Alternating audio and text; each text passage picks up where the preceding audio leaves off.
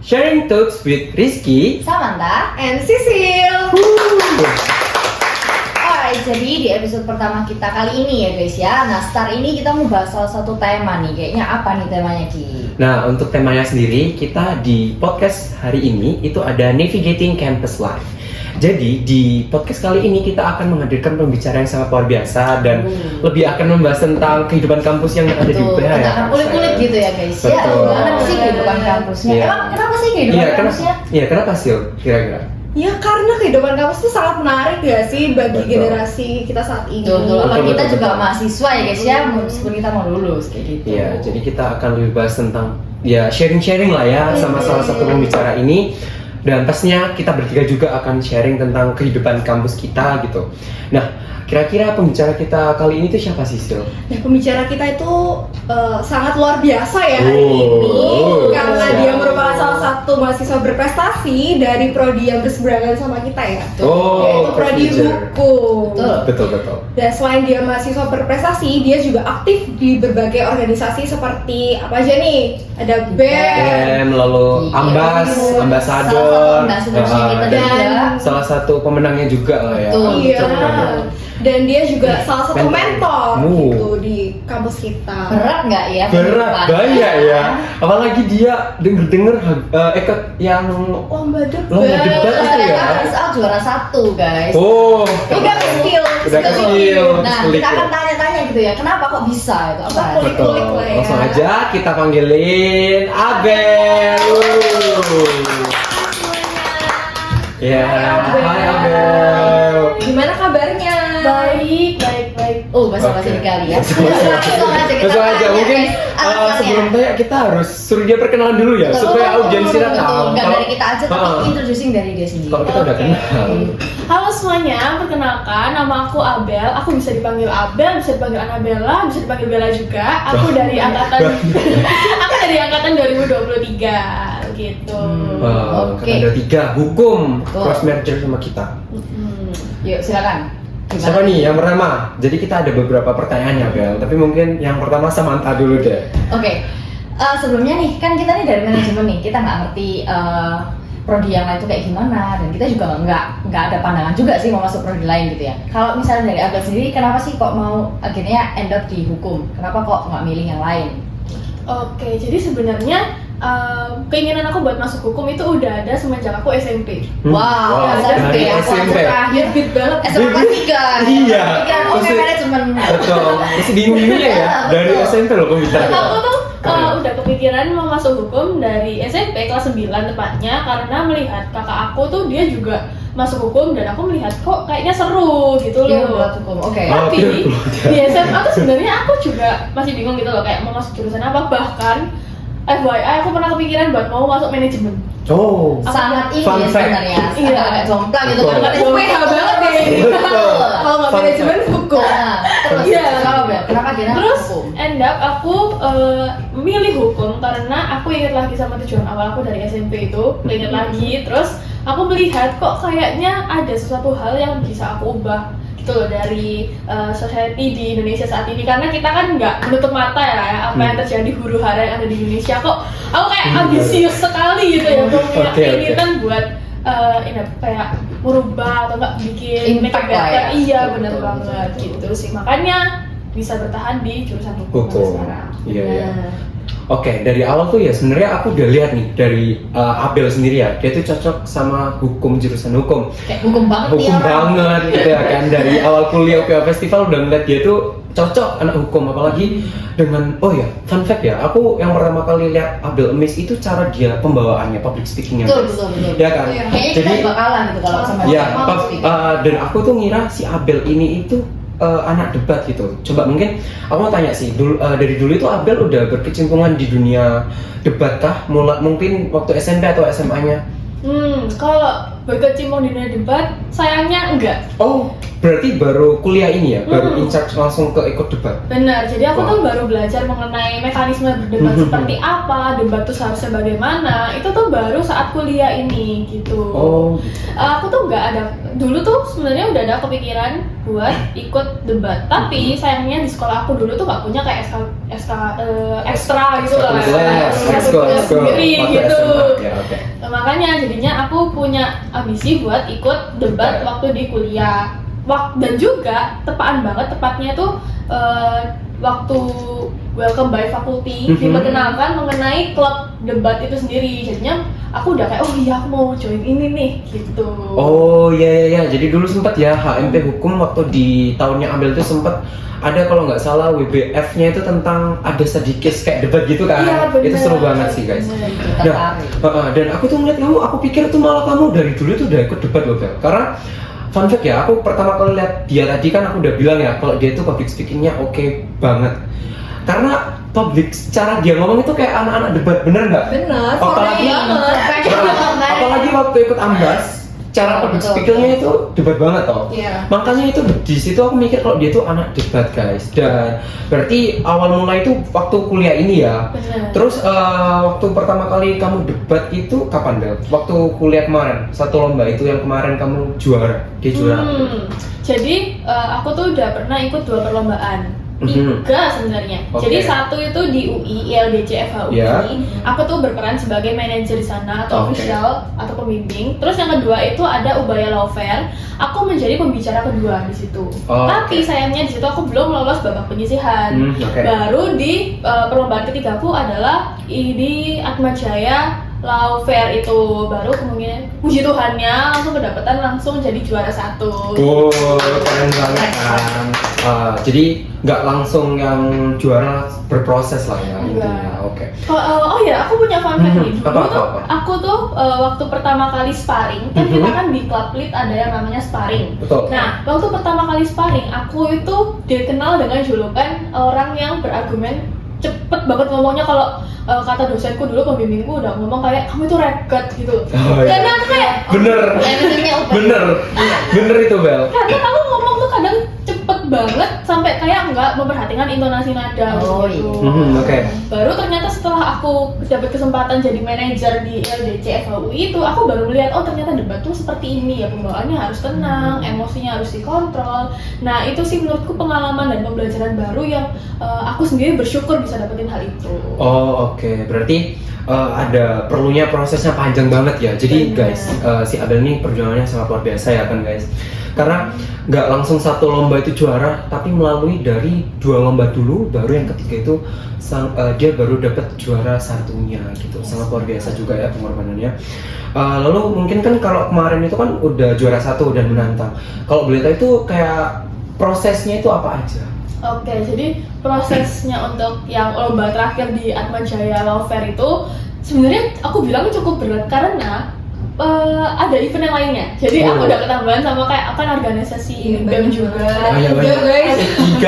Tiga organisasi. Terus waktu pas bersamaan juga dengan adanya mentoring itu kan di awal-awal Agustus. Nah itu tuh manajemen waktunya sangat amat ditantang ya itu ya. Jadi aku tuh gak bisa fokus dalam satu hal aja. Aku tuh bahkan sempat hampir yang ngalamin burnout karena bikin mosi ini ya teman-teman. Karena aku mikirin mosi ini harus bagaimana, harus researchnya harus dalam kan ya, namanya juga berdebat. Terus fun fact-nya lagi, ini adalah pertama kalinya aku jadi pembicara ketiga. Nah, pembicara ketiga itu menurut aku challenging banget karena di pembicara ketiga itu kamu harus memberikan argumen yang menyambung dari pembicara kedua, terus harus memberikan kesimpulan, solusi dan lainnya, pokoknya semuanya dibebankan kepada pembicara ketiga gitu. Iya, dan aku tuh nggak punya pengalaman itu, belum sampai ke sana. Soalnya biasa aku ke pembicara pertama gitu. Terus akhirnya aku mau nggak mau harus latihan, terus aku harus berusaha sebagaimana mungkin aku harus bisa gitu loh. Walaupun aku awalnya ragu kayak, oh bisa nggak ya? Aku setiap ngaduin mosi itu selalu kayak aduh aku udah nggak mau lagi jadi pembicara tiga, udah capek, aku nggak mau lagi jadi pembicara tiga. Karena bebannya tinggi banget ya kan. Belum lagi kalau kalau debat itu yang pembicara lainnya yang mau interupsi iya, ya. Bener banget. Lagi interupsi itu ya. Kayak setiap kali ada celutukan itu langsung kamu harus berpikir cepat untuk menjawab interupsi dari lawannya ya. Terus yang bikin bertahan.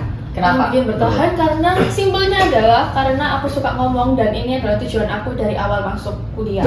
Oke. Gitu. Karena ya udah mau sampai kayak gini, udah sampai kayak mau itu kan sudah lolos penyisihan tuh ya, udah semifinal.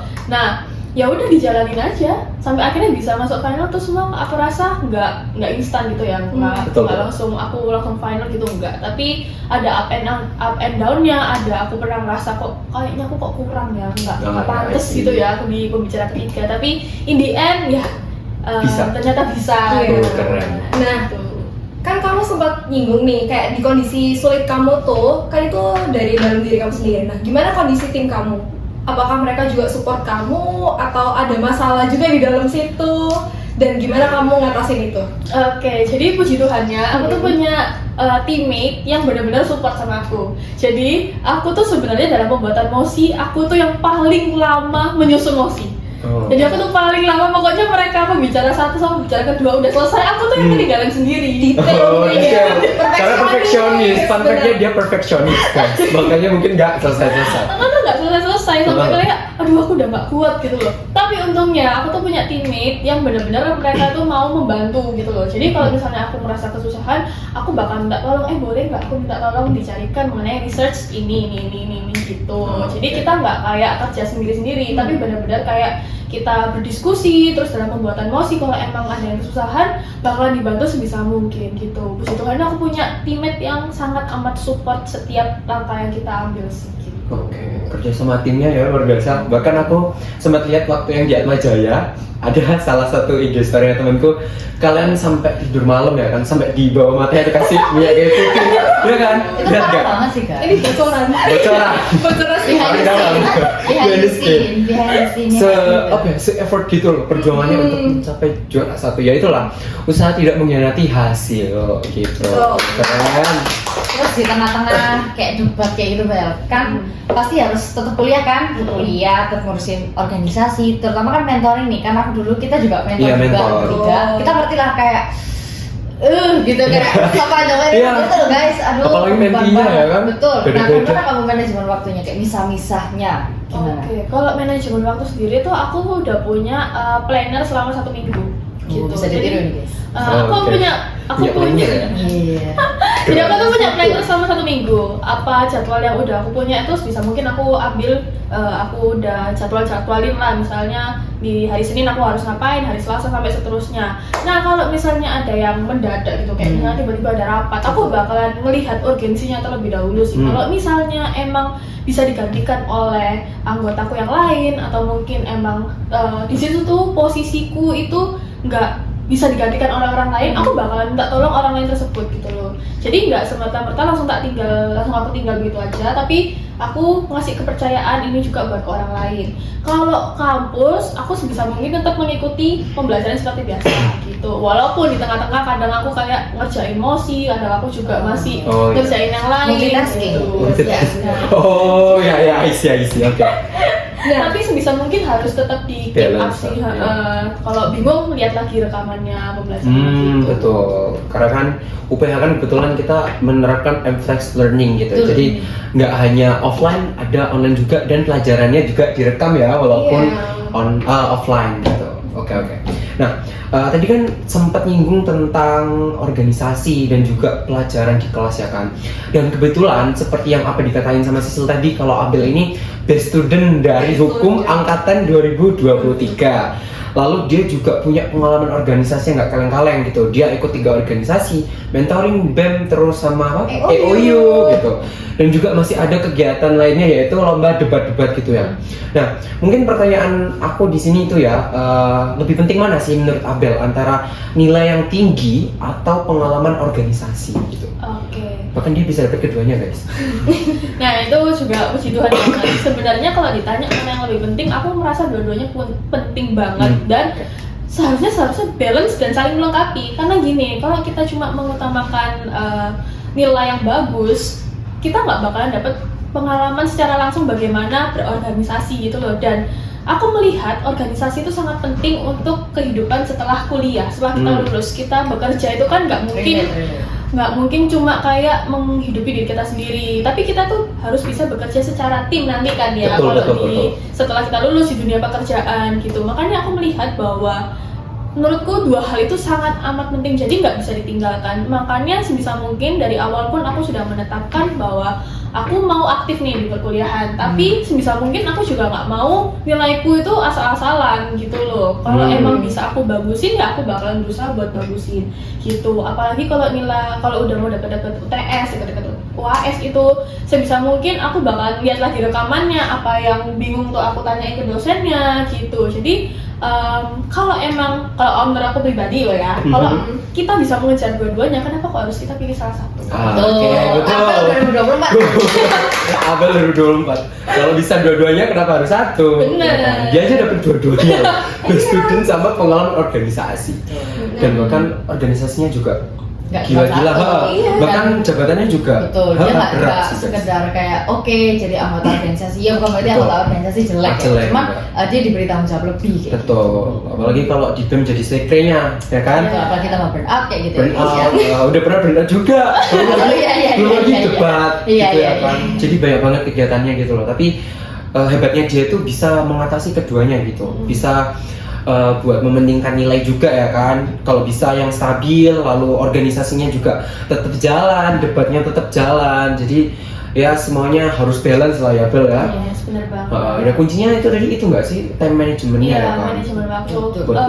Menurutku aku sendiri juga manajemen waktuku tuh sebenarnya bukan dibilang bagus-bagus banget, tapi sebisa mungkin kita kayak memaksimalkan 24 jam kita itu bisa secara maksimal. Walaupun kadang nih ya, aku tuh ada hal yang harusnya aku kerjain saat itu juga, aku postpone, aku tunda sampai hari besoknya tuh ada, tapi perlu dipertimbangin juga apakah aku mampu kalau misalnya aku menyelesaikannya secara cepat atau enggak gitu. Banyak sih sebenarnya pertimbangan time management itu ya kan. Betul. Opportunity cost guys. Kalau Manajemen hukum. Iya. Lanjut. Apa Bener. lagi? Nah, aku mau tanya nih sedikit kepo, dan ini mungkin topiknya agak ringan ya kan. Nah, kamu kan ikut 3 organisasi sekaligus. Nah, kira-kira apa sih motivasi kamu dalam berorganisasi? Misalnya dari EOU apa, dari mentoring apa, dari BEM juga apa? Oke. Satu-satu nih ya. Iya. Betul. Oke, Jabarkan satu-satu. Iya. Nah, yang dari BEM dulu deh. Aku Boleh. tuh sebenarnya BEM itu bukan tujuan utama aku buat masuk organisasi. Oke. Aku Sakit dulu tuh hati nggak? Karena kan itu pengalaman ya kan. Iya. Next. Jadi pertama justru aku tuh mau masuknya di himpunan HMP Hukum gitu. Tapi setelah aku melihat, aku pun juga research kali ya satu-satu organisasinya seperti apa gitu. Nah, aku melihat cangkupannya BEM ini kayak lebih luas, dan aku merasa orang-orang yang di dalam BEM tuh kok kayaknya lebih lebih bisa saling support, bisa saling membantu. Iya, benar banget. Kayak kalau misalnya keteteran tuh masih ada yang mau dibantu gitu loh. Itu. Nah, puji Tuhannya aku masuk BEM dan sampai sekarang pun masih bertahan ya. Jadi Di era gempuran itu ya, di gempuran event-eventnya yang setiap bulan ada event tuh mau nggak mau harus tetap bertahan gitu ya. Apalagi secret terus guys, dari awal sampai akhir ya kan Bel. Iya. Fun fact, mereka berdua adalah partner secret. Iya. Gitu. Make up. Nah, makanya aku sama Ko Rizky sendiri tuh sering kayak backup, kayak misalnya ada yang perlu ditolong kak, terus Ko Rizky juga sering tanya, akunya juga sering tanya. Pokoknya sebisa mungkin kita melakukan pekerjaan ini bareng-bareng dan semuanya selesai dengan cepat. Oke. Kalau yang kedua itu mentoring dulu deh. Mentoring aku pilih karena simpelnya karena dulu aku sekarang juga jadi leader di salah satu gereja. Oke. Simpelnya seperti itu. Jadi aku nggak mau kemampuan yang aku punya di gereja ini cuma berhenti di gereja aja. Tapi aku juga mau mengembangkan itu di kampus juga gitu. Makanya aku sebisa mungkin mau belajar untuk membimbing, mau apalagi mahasiswa baru yang masih clueless, masih kadang mereka sering nakal-nakalnya gitu kan ya. Iya, masih Namanya, maba ya. iya, masih Maba-maba. adaptasi gitu. Mereka kan sering kayak nggak tahu clueless, nggak tahu mau ngapain, terus juga kadang mainan terus, nggak memperhatikan pembelajarannya. Nah, aku rasa itu adalah pekerjaan yang tanggung jawab yang sangat besar gitu loh, dan aku mau menerima tanggung jawab itu di mentoring. Terus kalau EOU Ambassador ini simpelnya adalah karena aku mau challenge diri aku sendiri mengenai public speaking dan juga kepercayaan diri. Karena dulu tuh aku bukan orang yang confident, aku tuh merasa kayak aku tuh kurang, terus kok kayaknya aku nih nggak secantik yang lain gitu, aku selalu punya prasangka seperti itu. Nah, akhirnya aku ikut EOU itu awalnya kayak oh ya udah berhadiah aja, kalau lolos ya oke, kalau enggak ya udah. Kalau enggak ya Cuan. cuan. Tapi Tapi berhadiah kan? Iya, berhadiah beneran kok guys. Berhadiah guys. Berhadiah beneran. Oke, ya terus habis itu ya udah aku karena udah kadung kecemplung dan aku keterima juga untuk masuk ke babak selanjutnya. Akhirnya aku terusin aja, sekaligus aku ngubah motivasiku gitu loh, kayak kalau kamu udah sampai tahap ini jangan berhenti di tengah jalan gitu. Langsung lanjutin aja mau nggak mau gitu loh, karena udah sayang juga gitu loh, nggak semua orang bisa masuk ke babak ini sama kayak aku gitu. Betul sih, karena apalagi EOU itu kan berbulan-bulan ya. Bener banget. Dan itu mentalnya gede banget jujur aja. Kayak ke pressure sana sini, belum tugas-tugasnya. Relate ya? Relate. Terus belum lagi audisinya yang ada setiap bulan gitu. Berbulan-bulan sih itu. Berapa bulan ya? 5 bulan Tiga. ya? 5 Anda kayak. 5 ya. Dia saking lamanya lupa. Kita juga lupa. Iya. Gitu. Oke. Kira-kira nih Bel, apa sih misal dalam 3 organisasi itu ya, kan nggak mungkin aman aja, Betul. nggak ada apa-apa, nggak ada masalah. Ada nggak kira-kira momen sulit atau mungkin gesekan sama, ya kamu kan sekre nih, BPH kan paling tinggi ya guys. Adakah gesekan sama divisi lain, atau adakah sama yang lebih tinggi lagi, kayak gitu? Kalau gesekan sih aku merasa belum ada ya sampai sekarang. Masa sih? Masa Mungkin kesel ya, kok divisi ini belum ngasih anggaran ya?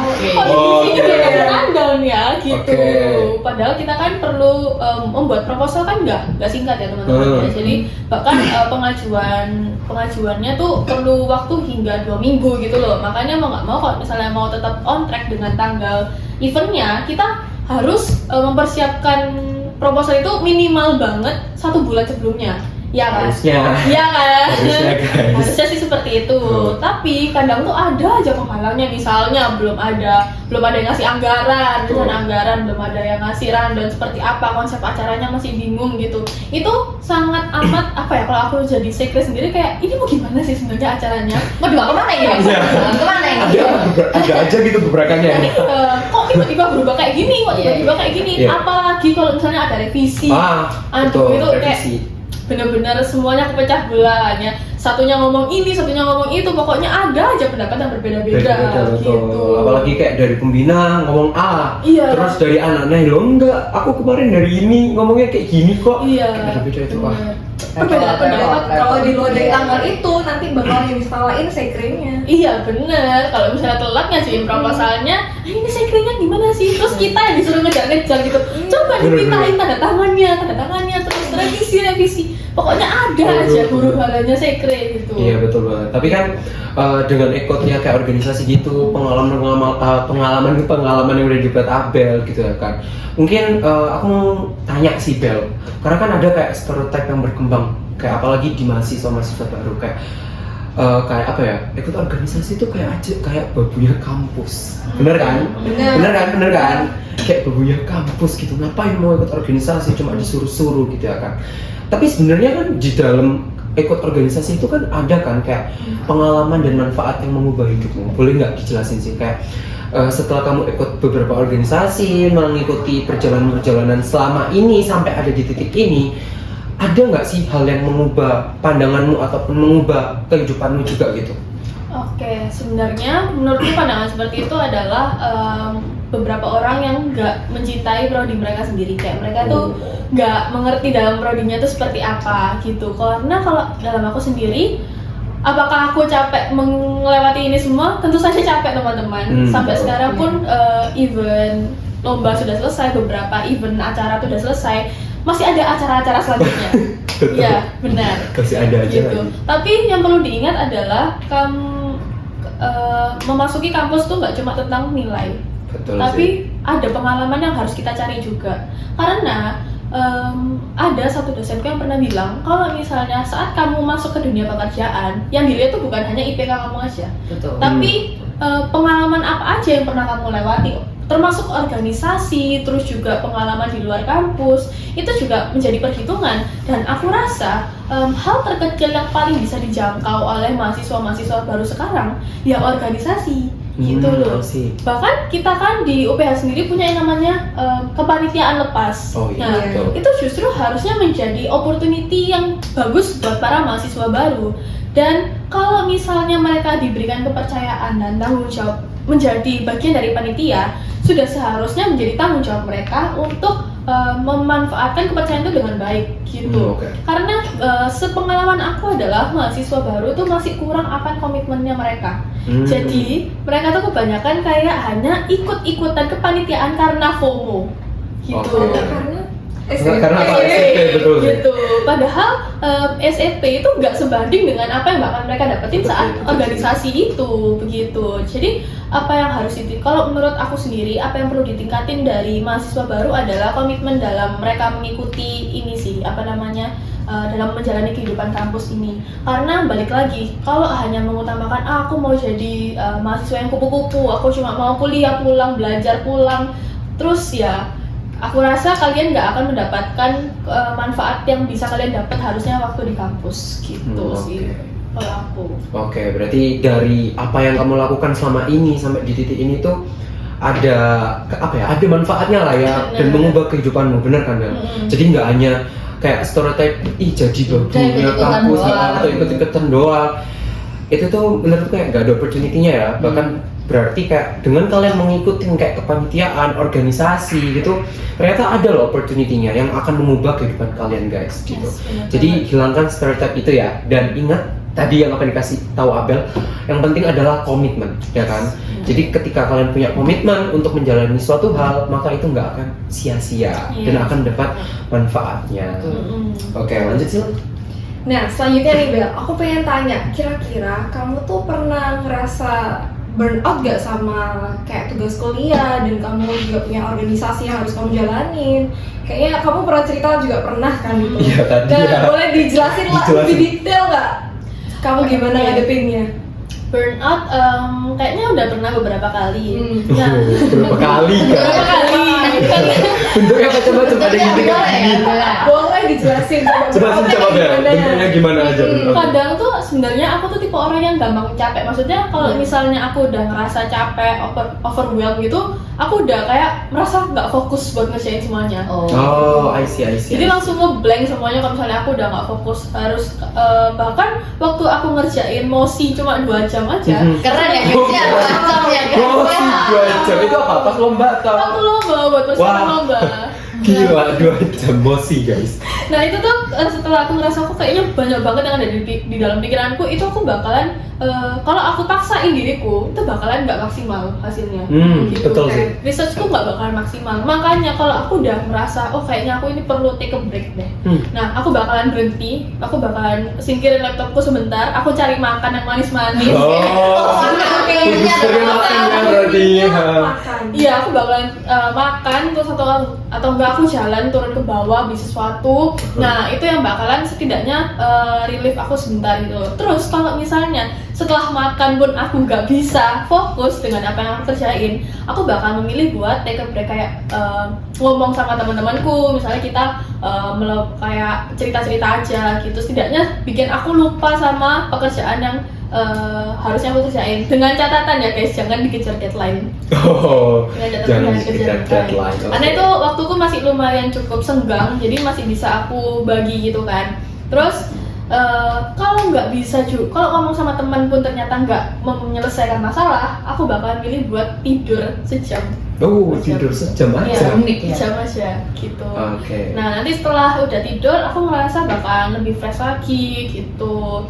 Nah terus walaupun burnout, aku punya ini agak nggak tahu ya bisa dibilang aneh apa enggak, tapi setelah aku misalnya aku setelah lomba nih ya, nggak tahu mau kalah atau menang, pokoknya aku bakalan self reward gitu. Oh, Dan self rewardku adalah makan gacoan. Oh, Sebetulnya gacoan. apa? Galta. Tolong sponsori kita gacoan. Boleh gitu. Oh, berarti itu ya, self reward tetap ada. Bener. Tapi itu bagus sih. Kayak menurutku itu salah satu motivasi kita untuk menyelesaikan tugas ya kan. Kayak Dua kayak Wah, kan iya. gacoan gitu ya udah Iya. tugasnya selesaiin dulu. ya, kalau kamu punya apa sih biasanya self reward? Main game. Kalau kamu tuh Main game. Lebih ke tidur sih. tidur. Kalau aku tuh self rewardnya biasanya kalau lagi ngerjain terus burn out gitu, nggak langsung itu sih, nggak langsung kayak kalau Abel kan kalau udah Langsung burn out langsung cut, cut ya, gitu. langsung. Kalau aku kayak mengingat gitu loh. Oke, harus selesai. Kalau selesai aku boleh rebahan. Itu self reward gitu. Jadi self reward itu sangat penting ya untuk mengatasi yang adanya burnout juga gitu kan. Jadi kalau Abel tadi itu biar tugasnya selesai ada self reward. Terus untuk mengatasi burnout Abel ada yang namanya turun ke bawah beli makanan lalu kayak tidur 1 jam gitu supaya nggak burnout. Jadi buat teman-teman di luar sana kalau misalnya kalian sampai ada di titik burnout, cari hal yang akan mengubah apa ya kayak pemikiran kalian lah. Ya, stress reliefnya kita kan beda-beda. gitu. Beda-beda. Ya. Jadi jangan burn out dilanjut terus gitu. Takutnya nanti ngenaknya ke mental health. Iya, mental health. Deadline-nya selesai, kitanya yang nggak Kitanya selesai. nggak selesai. Hasilnya juga nggak bakalan maksimal. Betul. Masuk rumah sakit iya. Pengalaman. Takutnya ya. Itu kerja tipes. Oke, lanjut. Oke, ini terakhir nih kayaknya Iya, konklusi. pertanyaan terakhir. Ketika di kampus gitu ya Bel ya, kan pasti untuk mendapatkan title gitu ya, title seperti yang didapatkan sekarang kayak Iya, best kayak ya, class, personal branding lah, secret kayak gitu-gitu BPH, bisa. ambassadors yang kayak gini-gini. Kamu merasa kayak competitions yang ada di sini itu apa ya, kuat apa setara dengan kamu atau kayak oh ternyata kompetisinya itu ketat banget nih aku harus fight lagi atau kayak oh gampang nih kompetisi aku pasti menang. Oke. Kalau kompetisi ya, kalau aku sebenarnya rasanya di kampus sendiri atau mungkin aku yang kepedean kali ya. Gak apa. Mungkin aku Di yang jurusan kepedean. lu apa? Di itu kampus berarti? Di Semua? kampus. Oke. Kalau di jurusanku sendiri aku rasanya setara. Oh setara, Oke. berarti Kalau di secara keseluruhan sendiri, aku merasa banyak juga orang-orang hebat yang di luar sana gitu loh. Selain di luar prodi aku banyak juga orang-orang yang hebat yang aku juga bisa kok seperti dia. Tapi bukan berarti aku FOMO kayak aku pengen bener-bener plek-plek kayak dia. Enggak. oh berarti Cuma nggak mau aku- copy paste gitu ya? Enggak, aku Oke. nggak mau. Cuma aku lebih pengen kayak kalau misalnya dia bisa, aku yakin aku juga pasti bisa dengan caraku sendiri gitu. Jadi melihat orang lain tuh sebagai motivasi. Benar. Boleh. Jadi jangan kayak copy paste lah. Enggak gitu. Iya, Jadi anggap aja kayak oh kalau misalnya dia bisa ngelakuin, misalnya dia public speakingnya bagus gitu, cara dia ngomong tuh keren. Aku merasa oh aku juga bisa belajar dari dia gitu loh. Aku bakalan ngerasa kayak oh kalau dia bisa, aku yakin aku juga bisa gitu. Tapi tentu aja dengan caraku sendiri. Jadi aku nggak mau ada kayak persaingan yang nggak sehat gitu, nggak mau. Sebisa mungkin kayak oh kalau misalnya dia bisa dengan talent dia yang seperti ini, aku juga yakin aku juga bisa. Entah itu talent kita sama atau berbeda, tapi aku yakin itu nggak akan bikin aku kayak jauh lebih rendah sama dia gitu, enggak gitu. Sebisa mungkin aku bakalan ngerasa kayak oh aku sama dia ini kayak setara dan juga kita bisa saling melengkapi satu sama lain gitu. Dan aku percaya setiap orang kan punya kemampuannya sendiri-sendiri ya kan ya, Betul, punya betul. talentnya sendiri-sendiri. Dan apakah kalau misalnya dia bisa dan aku nggak bisa artinya aku lebih rendah? Enggak. Tapi ada juga hal yang mungkin aku bisa tapi dia juga belum tentu bisa gitu kan ya. Aku rasa kita semua dianugerahi dengan kemampuan sendiri-sendiri kan Betul, ya. betul. Tergantung kitanya bisa memanfaatkannya dengan baik atau enggak. Kurang lebih seperti Oke, itu betul. sih. Terus Kalau dari Abel sendiri nih, kan tadi ngeliat kayak oke, misal orang lain bisa public speaking, aku mungkin bisa, I can do it my way gitu. Nah, kamu punya nggak role model siapa? Siapa sih role modelmu dan kayak apa sih? Kenapa kamu jadiin dia itu sebagai role model? Oke, kalau role model sendiri, unexpectedly aku memilih mentorku sendiri sampai dulu. Jadi, oh jadi dulu Iya, iya. dia tuh yang benar-benar siapa mentornya? Spill. spill. Ketua BEM. Oh ketua BEM. Iya. Oh ketua BEM sekarang ya. Orangnya Belakang layar. layar. kepalanya besar. Kayak gini-gini dia guys. Merah guys mukanya. Unexpected ya. Kenapa Gitu. Karena aku melihat dia adalah orang pertama yang bisa bikin aku emis di kampus gitu loh. Karena kan waktu pertama kali ikut debat dan lain-lainnya aku merasa Cek Eliana ini sangat amat aktif di perkuliahan. Aku bisa melihat dia di mana-mana gitu kan ya. Siapa yang nggak tahu Eliana gitu kan ya. Aku nggak tahu. Siapa ya? Siapa Eliana itu ya? Lanjut terus. Nah itu yang bikin aku kayak, oh aku juga pengen seperti dia gitu. Terus sebenarnya fun fact aku juga amazed banget sama Kalina. Kalina kita, oke. Anak manajemen. Iya, Manajemen. bener-bener aku amazed banget karena dia tuh bisa public speaking dengan sangat baik. Terus dia kan juga cantik banget kan ya. Peres ya. Oke. Ini peres apa beneran? Beneran ini. Beneran. Iya, sampai. Lanjut Kalina, kenapa Kalina? Nah, Kalina tuh kan cantik banget. Aku tuh punya pemikiran, ini aku tahu ini pemikiran yang stereotip yang salah, tapi aku merasa kadang tuh nggak semua orang cantik itu juga punya kemampuan yang baik gitu. Makanya aku melihat Kalina adalah seorang yang bukan cuma beauty aja, tapi dari behaviornya dia juga baik, terus dari kemampuannya dia juga sangat baik. Nah itu yang bikin aku kayak, oh aku mau berteman sama dia dan aku merasa kayak dia adalah orang yang tepat gitu loh untuk aku bisa ajak berteman, semakin bertumbuh bersama gitu. Keren ya? Oke, keren banget ya. Berarti kayak kalau dari pertanyaan kayak pertanyaan Samantha dan jawab Abel, jadi kalau ngomongin tentang persaingan mahasiswa ya pasti ada lah ya. Tapi ya so-so lah. Kayak semuanya punya uniqueness-nya sendiri-sendiri. Dan mungkin nih ya yang aku miss dari, maksudnya yang aku jadi pikirkan dari pertanyaan Abel, kalian tuh ngeliat seseorang itu boleh, kayak itu jadikanlah orang itu jadi motivasi. Tapi jangan sepenuhnya kalian copy seperti orang itu, karena orang-orang punya kayak kelebihan dan kelemahannya masing-masing gitu sih. Jadi ya kayak bertumbuh dan berkembanglah sesuai dengan kemampuan dan keunikan yang kalian miliki. Yes, bener Ya banget. kan? ATM. Apa ya? Tiru. Modifikasi. Oke, kamu tiru. Modifikasi yang penting guys, kuncinya. Jadi amati, tiru, modifikasi, bener. Manajemen banget. Nggak apa-apa. Oke, jadi gimana nih Ki? Ini kita kayaknya sudah sangat punya banyak insight ya dari Abel, betul. dari ceritanya dia juga, dari motivasinya dia, inspirasinya dia, dan bahkan journey-nya dia juga masih tetap berjalan karena dia masih harus menempuh banyak lagi ya, masih periodenya masih setengah jalan. Berapa lama lagi Aduh. lulus dari sini Bel? Masih banyak ini, Masih setengah lah ya. even bulan depan juga masih banyak ini kan ya. Event banknya masih ada ya? Iya masih ada, bulan ini juga masih ada. Bentorik masih ada setiap bulan di weekly. EOU? Oh, Prokernya masih berjalan juga. Berjalan juga. dong.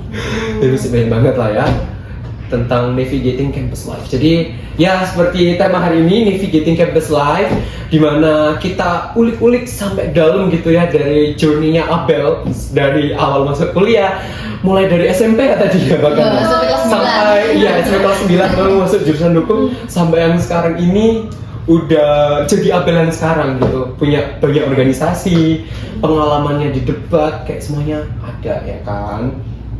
Nah, oke. Ya kita udah capek juga guys ini. Kayaknya kita tutup aja podcastnya kita kali ini, yaitu Star Sharing Talks with Rizky sama TN Sisil, ditemani oleh gestar kita Abel. Ini kita bicara navigating campus life. Jadi thank you Abel udah jadi pembicara kita untuk episode pertama ini gitu. Episode pertama dan masih banyak. Iya, semoga masih banyak ya. Semoga ya. Hopefully. Kalau misalnya subscriber kita tembus 10.000, likes-nya bisa berapa? Targetnya? 1.000 ya. 1.000 terus trending nggak? Trending lah ya. Amin. Kalau trending 1 kita lanjut podcastnya. Kalau enggak, ya udah. This is last podcast untuk Star yaitu Sharing Thoughts with Rizky Samantha and Sisil. Jadi semoga lah ya apa yang kita bawakan hari ini topiknya bisa bermanfaat untuk teman-teman yang ada di rumah yang menonton podcast ini, dan terima kasih untuk teman-teman yang udah lihat, dan juga terima kasih Abel udah datang untuk podcast hari ini, dan ya itu aja dari kita, dan jangan lupa apa? Subscribe, comment, and like. Bye bye. See you guys.